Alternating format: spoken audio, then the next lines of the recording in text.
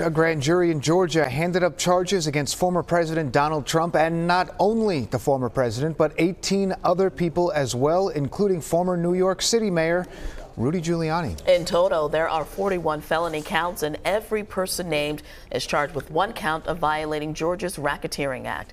Fox 5's Robert Moses joins us now to break down the latest. Good morning, Robert. So, Shani and Dan, good morning to you. In an exclusive interview last night with Fox News Digital, former President Donald Trump called this a dark period for our country and promised to win back the presidency. Prosecutors in Georgia allege that by clinging to that office, which he lost in 2020, he and nearly 20 of his allies broke laws.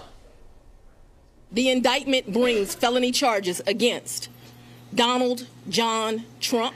A Fulton County grand jury has returned an indictment against former President Donald Trump and 18 others for their efforts to overturn Georgia's 2020 election result.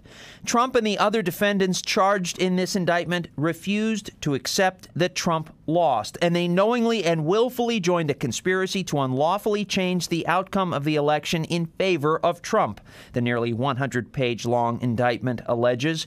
In a statement, the Trump campaign labeled Fulton County DA Fani Willis a rabid partisan and called the allegations fabricated accusations. I make decisions in this office based on the facts and the law.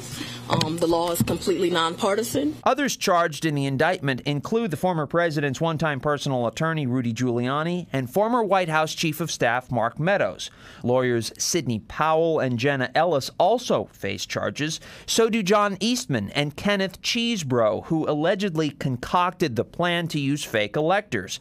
Former Department of Justice official Jeffrey Clark has also been charged for his efforts to keep the 45th president in office.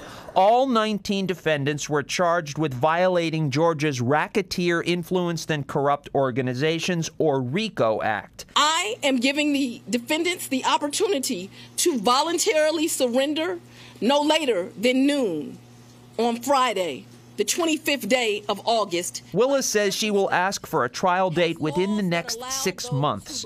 Hillary Clinton, former President Trump's opponent in the 2016 election, reacted to the indictment in real time last night before its full scope became clear. This is a terrible moment for our country to have a former president accused of these terribly important crimes. The only satisfaction may be that the system is working.